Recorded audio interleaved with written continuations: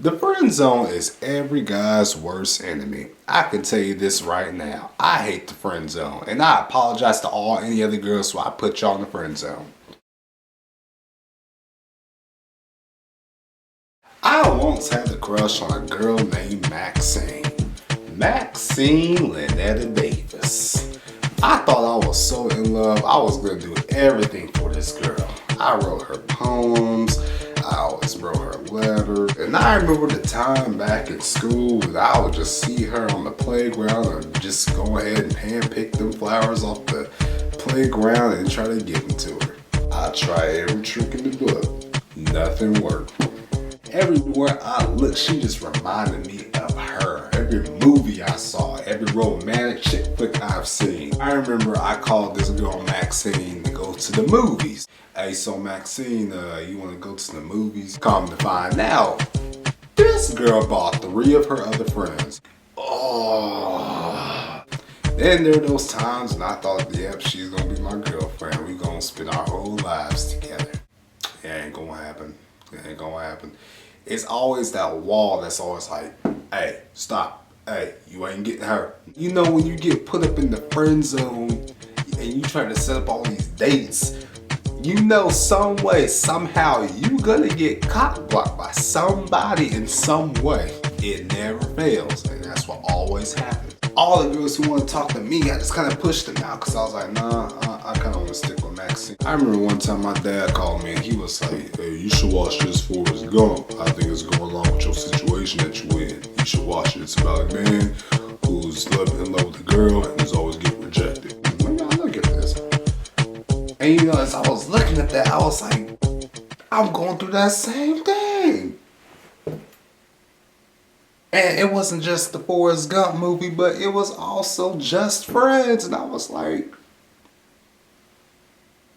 they tell my life. It took me back to that episode of Hey Arnold when Lila rejected Arnold up for that episode.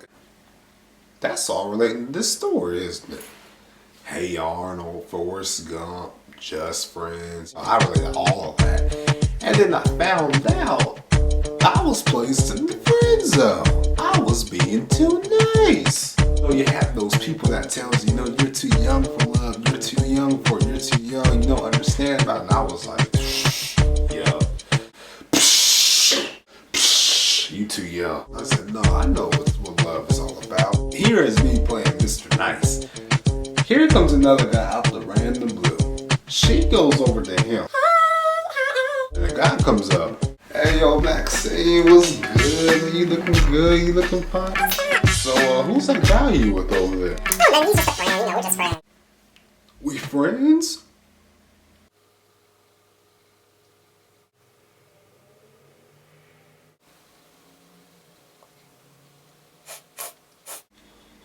Why would she love me? Like, I was getting hurt. I was getting hurt.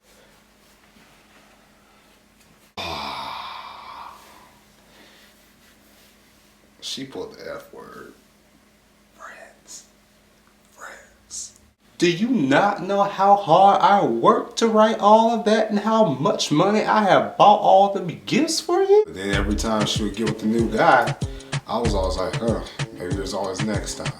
So I tried and tried and I tried. And then every time she would get a new boyfriend, I was always left hurt.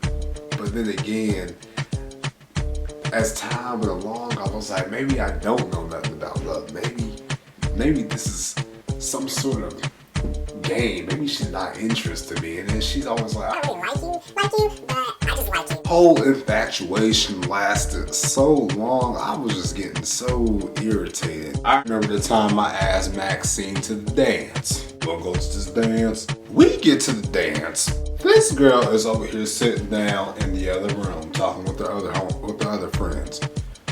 I'm over here thinking, oh man, I really want to dance with her. Stop. Hey, you ain't getting her. Then I finally realized, hey, she's gonna be a friend, so I might as well just push her on out. Sometimes I'm kind of glad that, things like that kind of happen. Because, at the time, I didn't know what friend zone was. I didn't even know what love was. We don't even know what love is. We just want to have that special someone. Hello, good evening, folks, afternoon, morning, whatever you like to call it. All right, my name is Ronald Atkinson, and I want to help you accomplish getting out of the friend zone. Now, for most people, getting out the friend zone is really complicated versus getting in the friend zone, which basically it doesn't really take a whole lot to get in. I've been getting a lot of messages on my computer, you know, from the Google and the Facebook and the Twitter accounts and all that sort of thing. They said, Ronald, you should do something about the friend zone. How do I get out of the friend zone? Well, to be honest with you, the friend zone is different for everyone else. A lot of people have different ideals and they have different opinions about the friend zone. But I want to share you my advice on how you can get out the friend zone and probably get that girl of your dreams in a matter of seconds. You kind of got to be a challenge. And the way you be a challenge is you have to make sure there is some type of competition going around, because a lot of the times a lot of females will actually see that competition, and when they see other people talking to you, they will have that sense of jealousy. They'll probably have that sense of them wanting to be with you, and they'll feel it, but then they won't actually show it. So sometimes in due time they will let you know, and they will tell you. You kind of got to break the nice guy stereotype. That was my problem. Now to this day, I'm still probably one of the most nicest guys you'll probably ever meet. You know, but that's just me. That's just my character. That's just my value. The thing about it is, being too nice kind of makes the girls feel uncomfortable. You know, not a lot of girls want a nice, perfect person. They kind of want someone that's a little, how would I put this? Not everyone sees a relationship to be very romantic. Some people are attracted to those who are not really romantic. For instance, you know, you have those people who are in bad relationships, abusive relationships, toxic, controlling relationships. And you know, you have to be realized, some people are kind of accustomed to that. So when they're accustomed to that, they get immune to that. Then they kind of realize that's what they're used to. And sometimes not everyone's used to that romantic type of love. So sometimes they feel like being too nice and that romanticism, they feel like that's more like a friendship thing. And, you know, some people just want different things in life. And most people get into bad relationships. And once you're in a bad relationship, you kind of play that role of, okay, now it's my time to show you the light. It's time for me to show you what's the right way. And sometimes, no matter how many times you do that, they're not gonna listen to you 100%. They'll listen to you. They'll say, That's so sweet. Yeah, you're right. but then, how long is it gonna take for them to develop to get used to that mentality? Being too needy. If you are being too needy, and if you are being too, I want this, I want that, oh, where's my man, oh, where's my girl, oh, can you be my girlfriend, oh, please be my girlfriend, please be my boyfriend, I'll do whatever it takes. Okay, so that right there is, yeah, you kind of coming off a little desperately. That's just gonna make you look bad. You don't want to come off as someone who is desperate. You kind of gotta examine your own self. You kind of have to relax a little bit. There will be plenty of people out there, and you just gotta make sure that the right one will come in due time. You know, being too needy kind of rushes things a bit, and that's one thing. You don't want to rush things at all. You want to let time go on for itself. We can't really force your feelings and intimacy for someone. You kind of gotta let your actions display it, you know, and eventually it will just all come together. Spend less time with them, and the less time you do spend with that person, they may have a feeling of your absence, and if your absence is gone, somehow they'll find a way that they miss you. And that's always a great thing, isn't it? When you are no longer around, that's when they're gonna feel lost without you, because you want to spend time away from them. You want to make sure they truly appreciate your presence. They truly appreciate your friendship or relationship.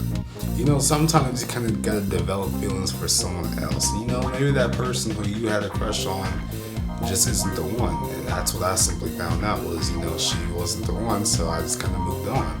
And you know, as you move on, time and time, you will find somebody better. You don't know that now, but you will in the future.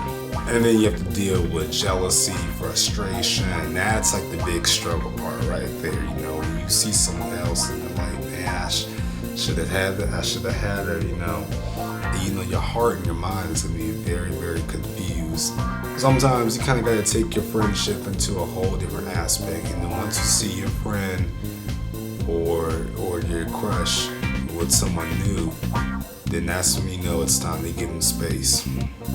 And someday you have to realize that when they are with someone else, either A, they'll recognize the best things about you, or two, somehow they'll realize that that person who they have now is probably not who they were in comparison to you. The sad part is actually the ending of it. We all do not want to get rejected. A lot of people say that men aren't emotional, but deep down inside, women can be emotional. I have seen it happen. If you ever watch Friend Zone on MTV, you can see the hurtness. And a lot of times, you know, a lot of friendships get broken up like that. And it just leaves the whole friendship as, you know, being awkward now, because now how will these two connect in the future time frame? You know, it's not gonna work. Now since he or she told the feelings, it's just gonna be different and awkward now. And now the whole friendship is imbalanced. It's not balanced and stable well. Sometimes you just kind of gotta mark your move at the right time.